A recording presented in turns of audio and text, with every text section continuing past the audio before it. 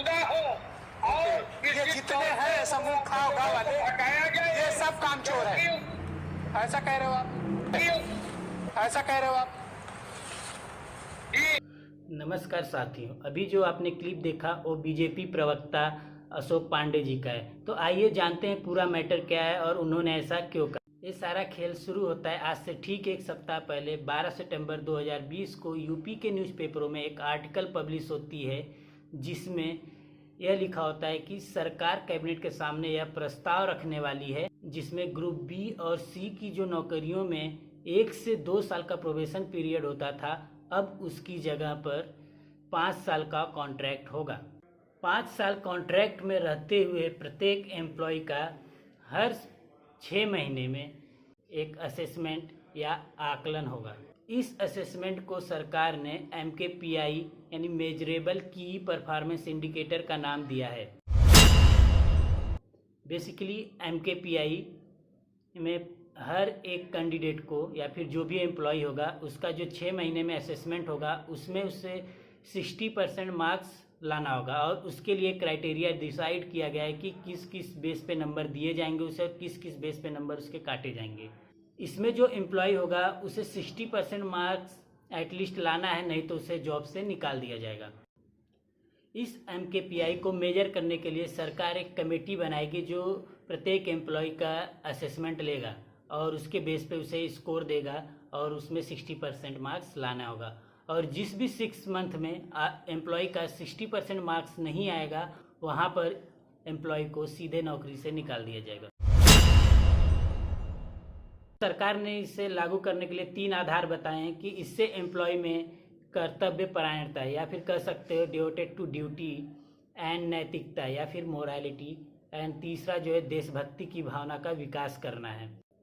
अब जैसे ही ये न्यूज़ छपी न्यूज़पेपरों में उसके बाद इसके कॉन्सिक्वेंसेस क्या हुए वो मैं आपको बताता हूँ।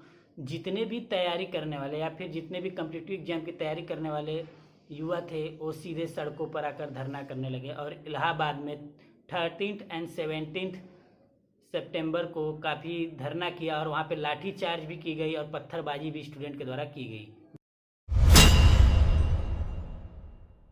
इससे करप्शन बहुत ज़्यादा बढ़ेगा क्योंकि जो भी कमेटी का मेंबर होगा, जांच करने वाला या फिर जो भी असेसमेंट लेने वाला मेंबर होगा उस कमेटी का, वो सीधे रिश्वत ले सकता है या फिर फेवरिज्म कर सकता है। इसमें जो दूसरी सबसे बड़ी प्रॉब्लम है वो है सैलरी। इसमें जो सैलरी दी जाती है वो कम बहुत दी जाती है, 10 से 15 हज़ार दी जाती है और साथ में HRA और DA नहीं मिलता है। तो जिसको भी ये लग रहा हो कि कॉन्ट्रैक्ट बेस नौकरी बहुत अच्छी होगी 5 साल, लेकिन जो कर्मचारी ये काम करेगा उसके लिए बहुत मुश्किल भरा और टेंशन भरा हो सकता है क्योंकि 10 से 15 हज़ार की रुपए में आज की डेट में खर्चे चलाना बहुत मुश्किल है क्योंकि महंगाई इतनी ज़्यादा बढ़ गई है। और तीसरा जो इसके अंदर प्रॉब्लम है वो है कि जो भी कर्मचारी होगा वो फ्री माइंड से काम नहीं कर पाएगा 100%। वो हमेशा टेंशन में रहेगा क्योंकि उसे टेंशन होगी कि उसे सैलरी पूरी नहीं मिल रही, उसके खर्चे नहीं चल रहे हैं, तो फिर वो ये नौकरी कर क्यों रहा है। तो उसके लिए अलग सोर्सेज भी ढूंढेगा और अपना माइंड डाइवर्ट करेगा और नौकरी से निकालने की धमकी देकर सरकार इनसे कोई भी काम ले सकती है। और मैं इसमें आपको बता दूं कि सबसे ज़्यादा नुकसान जो होगा महिलाओं को होगा, उनका यौन शोषण भी हो सकता है। हम एक तरफ कहते हैं बेटी बचाओ बेटी पढ़ाओ, दूसरी तरफ हम ऐसे ऐसे नियम निकालते हैं जिससे कि जो भी कमेटी के मेंबर होंगे उनका फ़ायदा उठा सकें। यह 5 साल contract based rule basically violate करता है NEP 2020 को, न्यू एजुकेशन पॉलिसी, जिसमें कहा गया है कि जितने भी तदर्थ या फिर शिक्षा मित्र या पैरा टीचर या अनुदेशक पढ़ा रहे हैं स्कूलों में उन्हें 2022 तक हटाकर उनके जगह पे परमानेंट टीचरों को रखा जाए। लेकिन यहाँ पे सरकार ऐसा नियम ला रही है यूपी में कि यहाँ पे 5 साल का कॉन्ट्रैक्ट पहले दिया जाएगा क्योंकि ग्रुप बी की नौकरी में ही टीचिंग की नौकरी आती है, तो इसमें टीचर भी बेसिकली आ जाएंगे। एक टीचर के लिए कम सैलरी में पढ़ाना काफ़ी मुश्किल होगा क्योंकि उसकी नौकरी पहले तो अपने ज़िले में अपने घर के पास लगती नहीं, वो घर से बाहर दूर जाएगा और जो इसमें सैलरी दी जाएगी वो इतना कम दिया जाएगा जिससे वो हमेशा टेंशन में रहेगा। 7 सितंबर 2020 को इंडिया के प्रेसिडेंट ने एक ट्वीट किया, आप देखिए ट्वीट।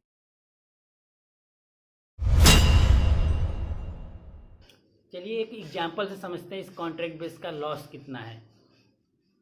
तो मैं यूपी में बता दूं आपको, अगर एक जो कॉम्पिटिटिव एग्जाम की तैयारी कर रहा है बच्चा, वो ग्रेजुएट 21 to 22 की ईयर में होगा, फिर वो उसके बाद 1 to 2 ईयर तैयारी करेगा, फिर उसके बाद जब फॉर्म निकलेगा वो भरेगा, तो उसके कुछ ईयर 1 से 2 साल लग जाते हैं एग्ज़ाम कराने में यूपी में, फिर उसके बाद रिजल्ट देने में 2 से 3 साल लग जाते हैं, और फिर उसके बाद जब रिजल्ट आएगा तो फिर कोर्ट में मैटर चला जाएगा। यहाँ पे एक नया स्टेप जुड़ जाता है यूपी में, ये ट्रेंड में है।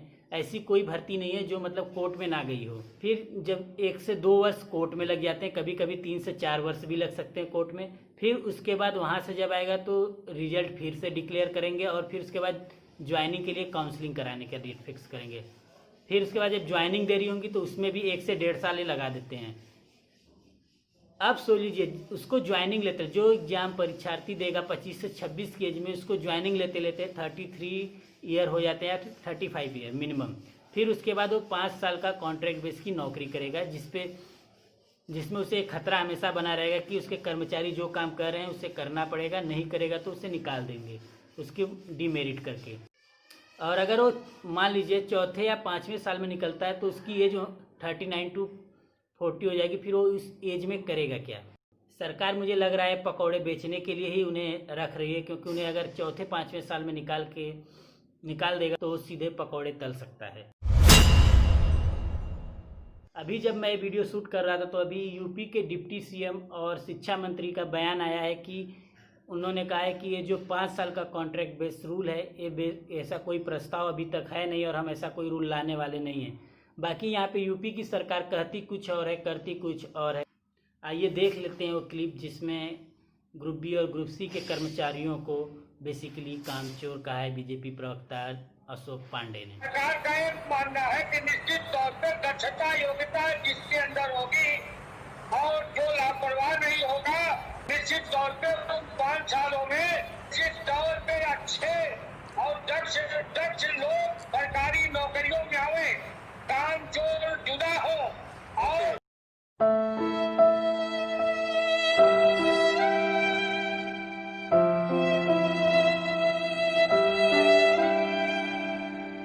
होप की वीडियो आप लोगों को पसंद आई हो। अगर पसंद आई तो लाइक कीजिए, शेयर कीजिए, सब्सक्राइब कीजिए।